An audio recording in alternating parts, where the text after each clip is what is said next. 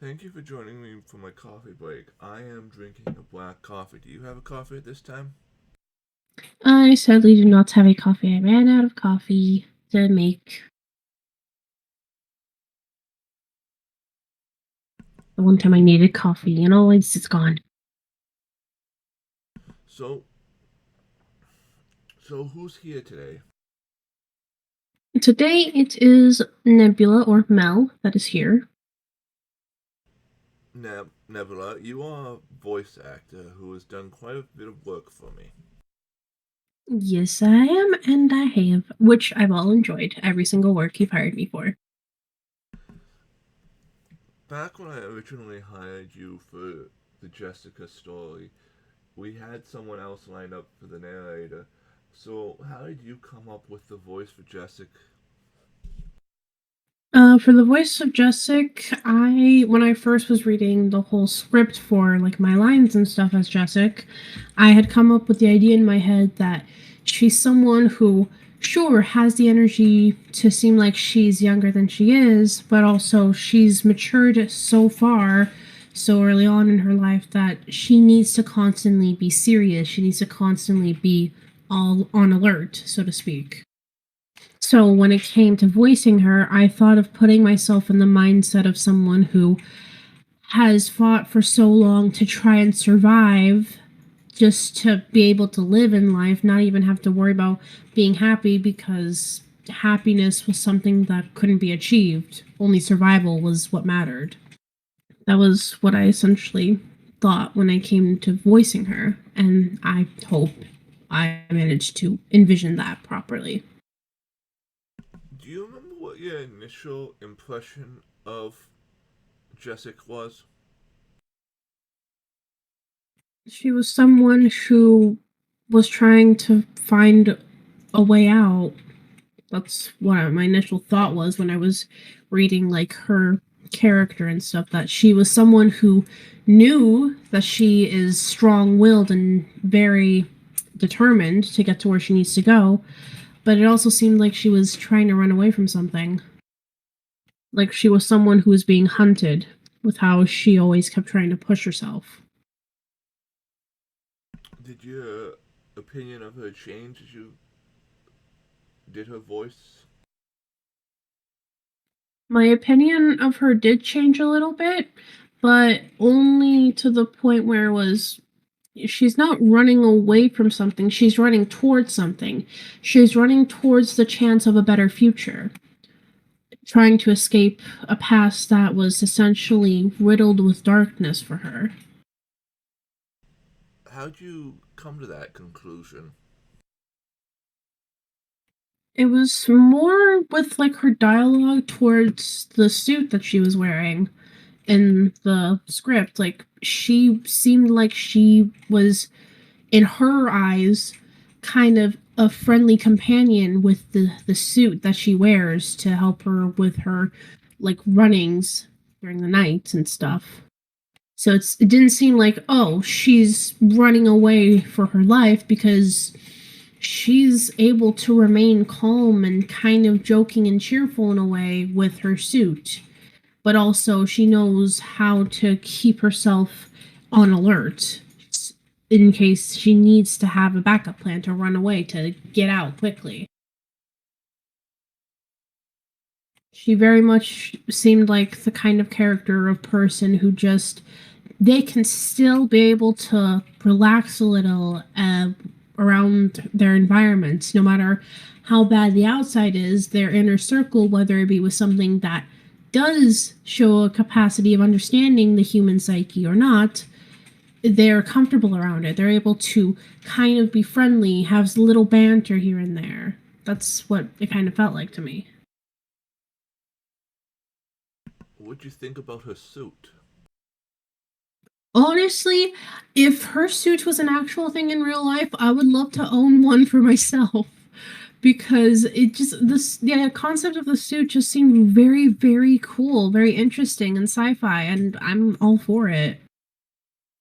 The kind of suit that, sure, it eats technology to sustain itself, but it can improve and make you withstand like going farther in the distance. Just that kind of thing to me is interesting and very unique. Is the suit alive? For one, I'd say yes and no, because it's not alive in the way of us humans, but it is alive in a way of its own where it needs something of sustenance to survive. But in its case, for the exosuit in the story, it needs electricity or like electrical parts to eat and consume. But it doesn't have, like, in a way, a proper way of speaking towards others. Sure, it can let Jessica know, like, something is up with a signal, because for one thing, with this suit, it could be advanced enough for what anyone knows further on into the story that it can tap into the person's neural systems for neural pathways in their brain and give them brain signals to let them know something is coming, we're in danger, we need to go, we need to hurry, and all, without needing to be vocal and say words. If it's not alive, why does Jessica treat it as if it is?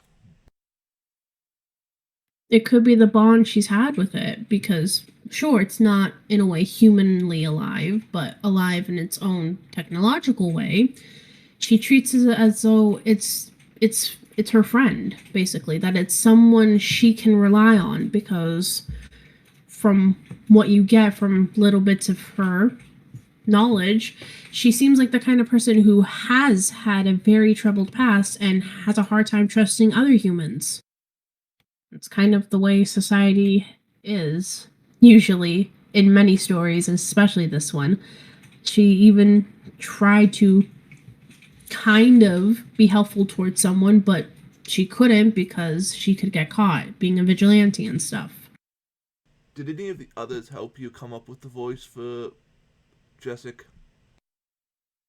Actually, yeah. Bo and Angie, two of my protectors, they were helping me figure out what kind of voice should be envisioned for Jessica. Because I was having a hard time trying to connect at first to basically being able to figure out how she should be perceived as for her voice. Would you have had an easier time voicing the other character in the story? Honestly, no, because for the other character in the story, I would have had more difficulty, if I'm honest, because there's very little to know of from that character. You don't know how to portray that character other than, oh, I'm someone from Jessica's past, but it's not very much specified who it is. As someone who has read the story enough to be able to voice Jessica and then voice the narrator when that happened, do you have any opinion on the other character in the story? From my from the fact that I had to at one point end up voicing the narrator as well, I understood better who the other character is and what role they play as in Jessica's life and memory.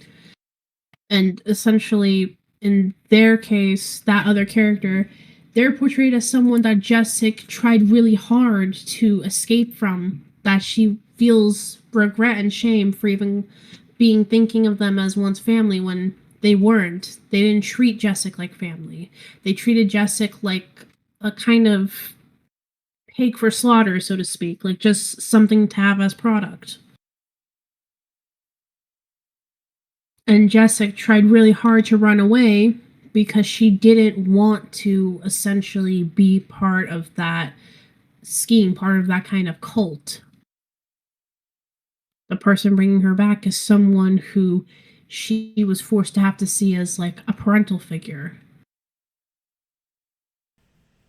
I know the ending's very abrupt, but were you expecting that ending? Honestly, I was not expecting the ending to go that way. For me, it seemed like, okay, that is a sudden halt in life. Why? But it was very much a kind of ending that people would see it as you just did the biggest cliffhanger ever. Are they alive? Are they dead? What is happening? But it was very, very good for like a cliffhanger kind of ending. Do you think she's alive? In my honest opinion, with Jessica, I do believe that she is alive. I do believe that she is. Because and she still had the suit on her, so she would still in some way have a chance to escape and survive. She would have that chance.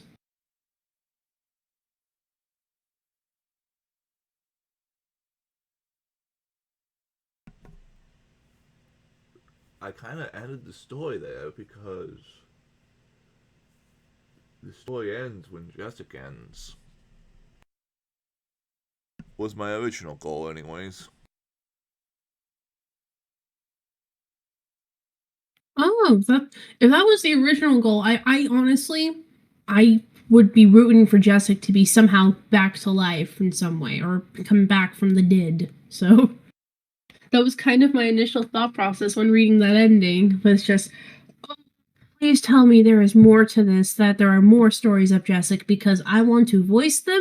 I want to see that she's alive, that she's okay in some way, and that she's gonna freaking take revenge and stuff. If Jessica had a different upbringing, would you be able to voice that character? Honestly, no matter her upbringing, I would still be willing to voice her because for me, I kind of connect with her character really well. I know Because you. I could see two sides of the coin.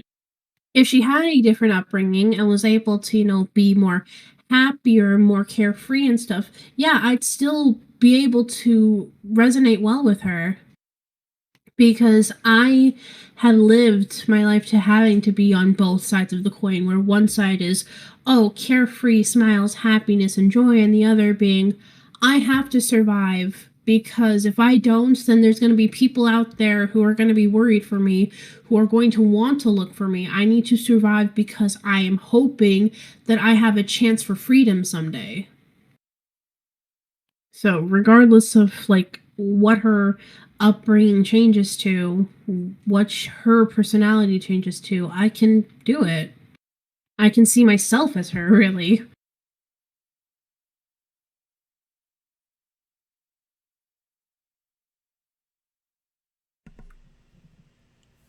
Do you have anything else you'd like to say about the Jessica story at this time? Honestly, the only thing I have to say for people who are watching or listening to this, it is something that if you want to find something that has a bit of suspense in it, go for it. Listen to it. It is wonderful. And I really hope that there will be more to go with her story. Whether it be talking about her past or her future, I'm willing to want to be there for more. I'd be eager for listening and reading more, really. Thank you for joining me for my first coffee break of the day, Nebula. Thank you for having me, Fjook.